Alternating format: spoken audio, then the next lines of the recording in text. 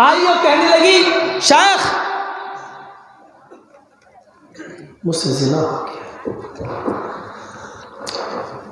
कल की तरह गलती नहीं करेंगे, देख लेंगे।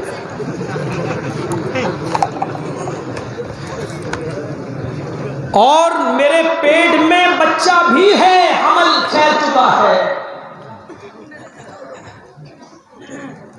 मुझे उतने दिन के लिए आप अपनी बीवी बनाकर रख लीजिए। इधर सुनो, जबरदस्त वाक़या सुना रहा हूं। मुझे उतने दिन के लिए अपनी बीवी बनाकर रख लीजिए जब तक ये बच्चा पैदा ना हो जाए। मैं आपसे वादा करती हूं कि जब ये बच्चा पैदा हो जाएगा तो मैं इस बच्चे के साथ ये शहर छोड़कर दूसरे शहर में चली जाऊंगी। अभी मुझसे ये गलती हो गई है कि मैं जिना का सुदूर हो गया और हमल मेरे ठहर गया है। अगर इस हाल में मैं यहां रहती हूं तो लोग पूछेंगे कि इस बच्चे का बाप कौन है, तुम्हारी तो शादी नहीं हुई है, तो एक दाग मेरे ऊपर लग जाएगा। फिर इस बच्चे को भी कोई कबूल नहीं करेगा, मुझे भी कोई नहीं। उस बुजुर्ग ने अपनी बीवी से कहा, मोहतरमा बेगम मजबूर औरत है, जिना की पैदावार इसके पेट में पल रही है, वो बच्चा भी गलत है, लेकिन इसका ऐप मालूम हो गया मुझे। मैंने अल्लाह के नबी सल्लल्लाहु अलैहि वसल्लम की हदीस पढ़ी है, मन सतरा मुस्लिमन सतरल्लाहु यौमल क़ियामा। जो दुनिया में किसी मुसलमान के ऐब को छुपाएगा, जो दुनिया में किसी मुसलमान के ऐब पर पर्दा डालेगा, सतरहुल्लाहु यौमल क़ियामा, तो अल्लाह ताला क़यामत के दिन उसके ऐब पर पर्दा डालेगा।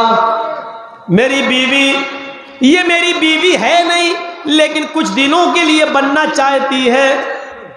मुझे उसको अपनी बीवी कहने में कोई हर्ज नहीं है। ये मेरी बीवी नहीं है, मैं इसको ऊपर वाले कमरे में कर देता हूं। लोग पूछेंगे तो मैं इसको अपनी मनकूहा कह दूंगा, मेरी बीवी है। इसका है बिछड़ जाएगा और जब बच्चा पैदा हो जाएगा तो ये लेकर खुद ही चली जाएगी और मैं ये कह दूंगा कि मैंने इसको तलाक दे दी। बीवी ने कहा, मुझे भी कोई एतराज नहीं, आपने जब अल्लाह के नबी की हदीस मुझे सुना दी, उसको ऊपर का कमरा दे दिया और अपनी जो हकीकी बीवी थी उस बीवी के उसका खाना पानी पहुंचाते रहे। लोगों ने पूछा, ये औरत कौन है? ये बुजुर्ग, ये शेख कहने लगे कि मैंने निकाह किया है, वो मेरी बीवी है, मैंने दूसरी शादी की है, दूसरा निकाह किया है। लोग चले जाते थे क्योंकि दूसरे निकाह को वो बुरा नहीं माना जाता था। और क्यों माना जाएगा? इस्लाम के अंदर जब इसकी इजाजत है तो क्यों कोई बुरा मानेगा? कोई एक सहाबी पूरी जिंदगी पड़ जाइए अल्लाह के रसूल सल्लल्लाहु अलैहि वसल्लम की, आपके सहाबा की, जिस वक्त दुनिया से अल्लाह के नबी गए उस वक्त 1,44,000 सहाबा इस दुनिया में, इस मक्के में, अरब में मौजूद थे। लेकिन जब तारीख उठाकर पढ़ोगे तो कोई एक सहाबी आपको ऐसा नहीं मिलेगा जिसकी एक ही बीवी हो। 2 3 4 कम से कम 2 बीवियां हुआ करती थी। इस मामले में औरतें हमें गाली देंगे, मौलाना साहब सब बताओ, ये ना बताओ। और हमारा मुआशरा, हमारा समाज और ख़ास तौर पर कलिया चट्टा, मुअज़्ज़मपुर, लक्कीपुर, ये इलाका फिर उस मौलवी को बुरी नज़र से देखता है जो 2 बीवी रख ले या और कोई 2 बीवी रख ले। यहाँ पर उसको हकारत की नज़र से देखा जाता है, उसकी कोई इज्जत समाज के अंदर नहीं रहती। अपनी सोच बदलो।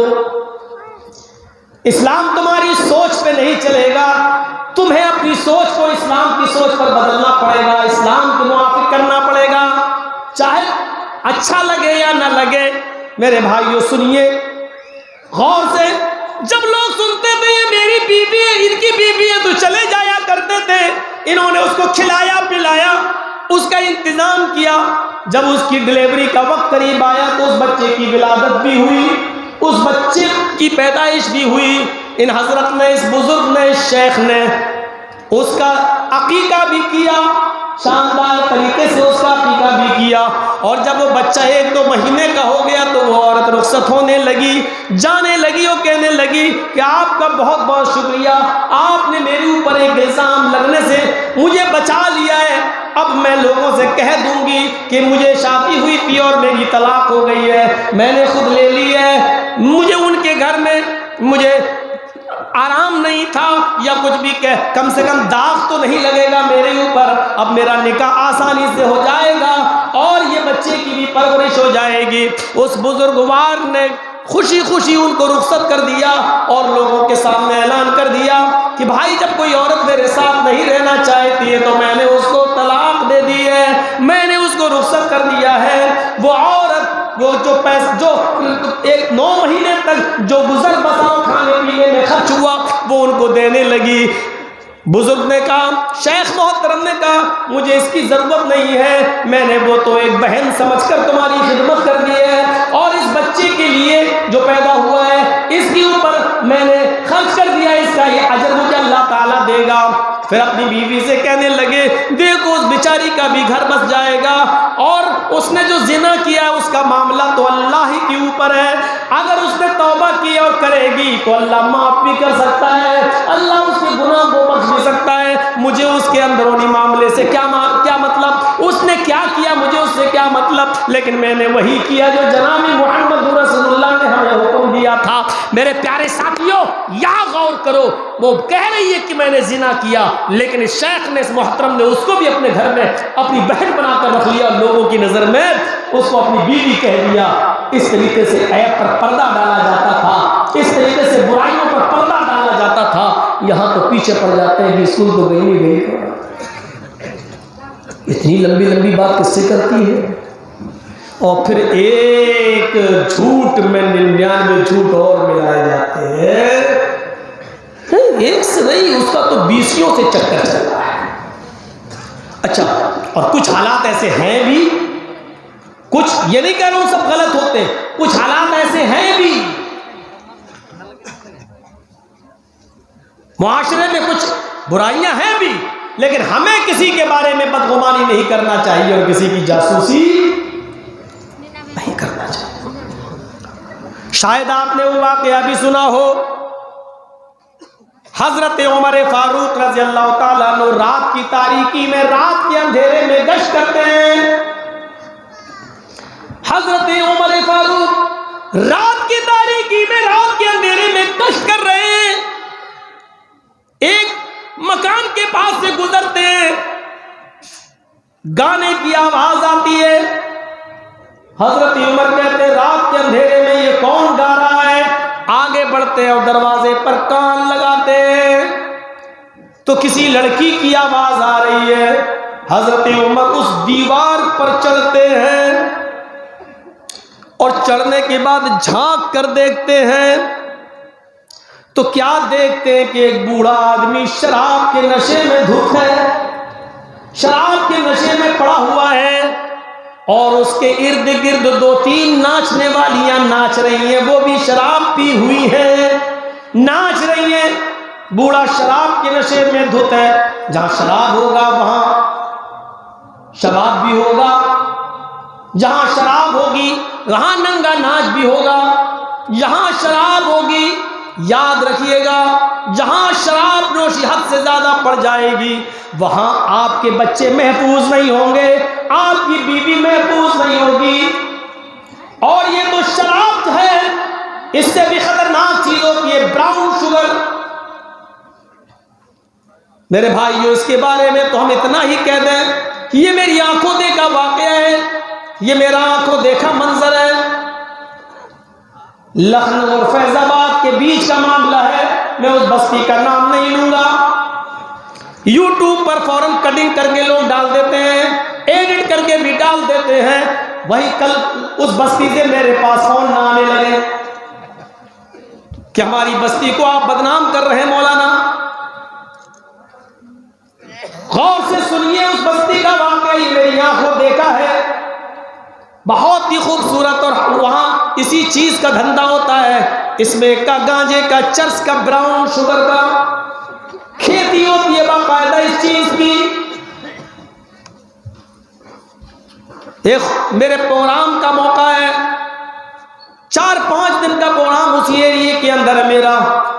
दिन की उजाले के अंदर एक बड़ी खूबसूरत हसीन और जमील लड़की आती है, उम्र रही होगी उसकी वही तकरीबन 17-18 साल की, लखनऊ यूनिवर्सिटी की पढ़ने वाली है, लेकिन उसको यूनिवर्सिटी के बॉयफ्रेंड कुछ गलत दोस्तों की सोहबत में रहकर नशे की आदत हो गई उस लड़की को।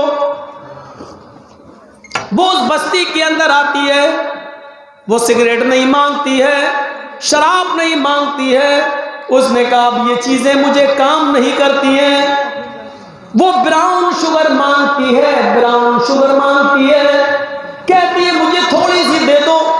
मुझे नहीं मालूम था जिस बस्ती में मैं हूं उस घर के सामने ही उसका बिजनेस होती है और वो आदमी बिजनेस करता है। ये लड़की नाम पूछते हुए उस लड़के के पास गई और वो लड़का मेरे पास इतनी दूर बैठा हुआ है जैसे ये और ये वाला कैमरा। वो उस लड़की से लड़की उस लड़के से कह रही है कि मुझे तुम्हारा नाम मिला है, मुझे ब्राउन शुगर दे दो, थोड़ी सी दे दो। और वो बेचारा मेरे सामने कुछ बोल नहीं पा रहा। हट कहां से आई है, कौन बोला है, चल। इतना कहना था कि उसने अपना कपड़ा उतारना शुरू कर दिया। उस लड़की ने अपनी टी शर्ट उतार दी, सिर्फ सीने पर जो हिस्सा पहने हुई थी बस वो रहता है।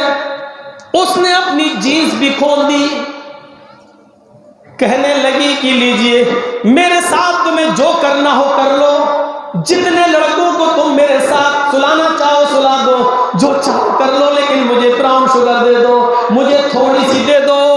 इस ब्राउन शुगर ने हमारी मां बहन बेटियों को अपनी इज्जत व आबरू बेचने पर मजबूर कर दिया है। कौम के लोगों, जिम्मेदारों, समाज में ये चीज पल रही है और बढ़ रही है। ये चीजों के तुम दिलदादा बन रहे हो। इतना याद रखना, जिस कौम के मर्द इन चीजों के शेदाई हो जाते हैं उस कौम की औरतें भी इन चीजों की शेदाई हो जाती है। याद रखना, हमारी माँ बहन बेटियां भी कहीं इसकी आदी न बन जाएं या अपने शौहरों के नक्शे कदम पर चलकर वो भी गलत रास्ता अख्तियार न करने लगे। इतना याद रखना, इज्जत व आबरू को वो सरेआम बेचेंगी। ब्राउन शुगर इंसान को इतना खतरनाक मर्ज में मुब्तला कर देता है कि जब तक ये मिल न जाए, नाक के जरिए उसको अपने दिमाग में चढ़ा न लिया जाए, तब तक सुकून नहीं मिलता है, तब तक सुकून नहीं मिलता है। मेरे भाइयों, इस ब्राउन शुगर ने खून के जो जर्रात होते हैं ये जिस्म के अंदर, एक आदमी तो ब्राउन शुगर खाते खाते इतना दिलदादा हो गया था कि उसके जिस्म के अंदर कीड़े निकलने लगे। ब्राउन शुगर जब तक नहीं मिलता था, उन कीड़ों को खून के अंदर, ब्लड के अंदर, वो जरासीम को, जब तक वो जरासीम उस ब्राउन शुगर के जहर को चूस नहीं लेते, सुकून नहीं मिलता है। और जब नहीं मिलता तो वो कीड़े नसों से बाहर आने लगे और ये अपने जिस्म से उतार कर बाहर फेंक देता था। लेकिन कीड़े सूंघते सूंघते, वो जरासीम सूंघते सूंघते फिर उस आदमी के जिस्म तक पहुंच जाते। वो आदमी अपनी मौत मांगता, कहता अल्लाह मैंने बहुत गुनाह किए हैं, अब अगर खुदकुशी करके मर जाऊं तो हमेशा के लिए जहन्नम है, और ऐसे मर जाऊं तो ब्राउन शुगर न मिले तो वैसे भी मर रहा हूं मैं। आय अल्लाह मेरी मौत अब कैसे होगी। मैंने ऐसे लोगों को भी देखा है जो कह रहे हैं कि अल्लाह मुझे इस दुनिया से उठा ले, लेकिन खुदकुशी करने पर मजबूर मत कर। आय अल्लाह मैं खुदकुशी न कर सकूं, मुझे उठा ले। जबकि ये दुआ करना भी गलत है। आप अपनी मौत की दुआ भी तो नहीं कर सकते हैं और ये भी तो नहीं कह सकते कि अल्लाह तू मुझे जल्दी उठा ले। जब बहुत ज्यादा जिंदगी से परेशान हो जाए और जिंदा रहना आप अच्छा न समझते हो, तब इतनी दुआ सिर्फ कर सकते हो, अरे अल्लाह मुझे उस वक्त तक जिंदा रख जब तक कि जिंदगी मेरे लिए बेहतर हो, और अल्लाह जब मेरे लिए मरना बेहतर हो तब तो मुझे मौत दे दे। उस वक्त भी आप ये दुआ मांग सकते हैं बस, अरे अल्लाह जब तक जिंदगी मेरे लिए बेहतर हो मुझे जिंदा रख और मुझे मौत दे दे जब मेरे लिए मौत बेहतर हो। ये नहीं कह सकते अल्लाह मुझे मौत दे दे, ये दुआ कर सकते हो जो मैंने बताई है। ये ब्राउन शुगर इतनी खतरनाक चीज है, इतनी खतरनाक है।